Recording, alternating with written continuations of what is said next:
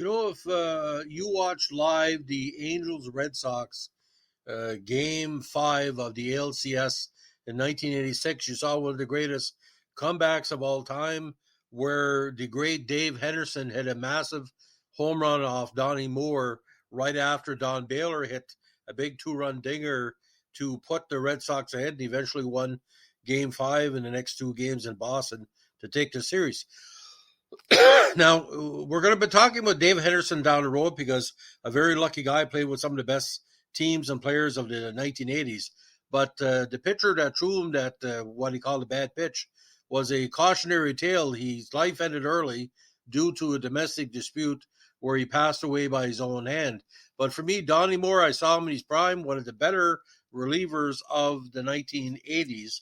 And if he would have stayed away from the negativity of his life, he would have been an outstanding player, maybe into the 1990s for the Blue Jays or even the Expos, because he could play in the American or the National League. Now, Donnie Ray Moore played with the Cubs from 75 to 79, the Cardinals in 1980, Milwaukee in 81, the Braves again in 82, 84, and the Angels from 85 to 88.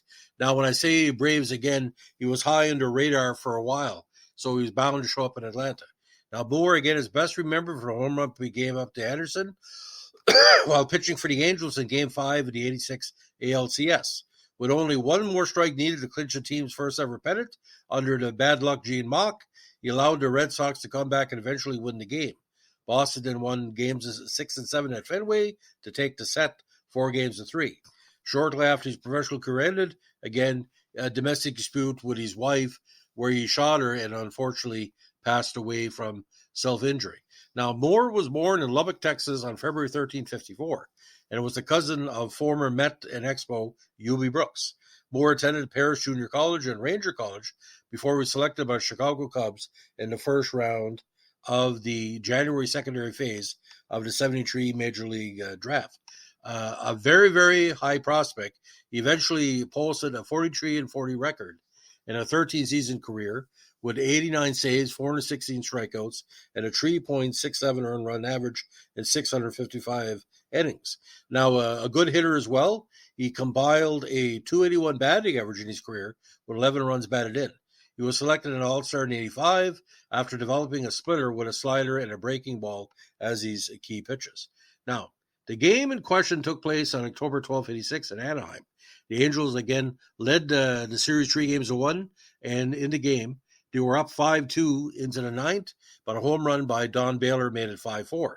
When Moore came into pitch, there were 2 outs, and Rich Gedman, who was very hot in the series, and eventually was hit by a pitch, was on first base. The Angels were 1 strike away from advancing to the World Series for the first time in franchise history. Henderson did a 2-2 pitch off Moore for a homer to give the Red Sox a 6-5 lead.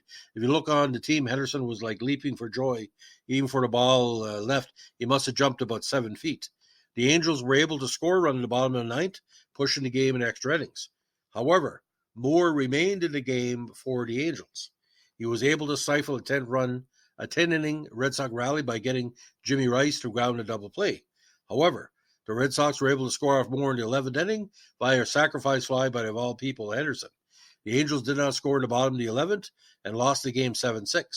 The defeat left the Angels with a 3-2 series advantage with 2 more games to play at Fenway, but in all intents and purposes, the series was done as Boston then won by scores of 10-4 and 8-1. Now, after Game 5, Moore admitted that he made a bad pitch to Henderson. I was throwing fastballs and Henderson was fouling them off, so I went with a split finger. I thought it maybe could catch him off guard, but it was right in his swing. Now, Moore was battling injuries at the time of the 86 ALCS and was never able to remain injury-free afterwards. After saving 9 more games and 41 appearances over the next 2 years for the Angels, he was released. He signed with the Royals for 89, but played only in the minor leagues before being released in June of that year, ending his 14-year career in baseball. Now, a lot of people that don't follow the game would tell you, well, Moore killed himself and hurt his family over that pitch. I don't think he did. He had mental health issues long before he gave up those big hits and the sacrifice to Henderson and Baylor. Now, ladies and gentlemen, we say this as a cautionary tale. If you need mental health help, please seek it.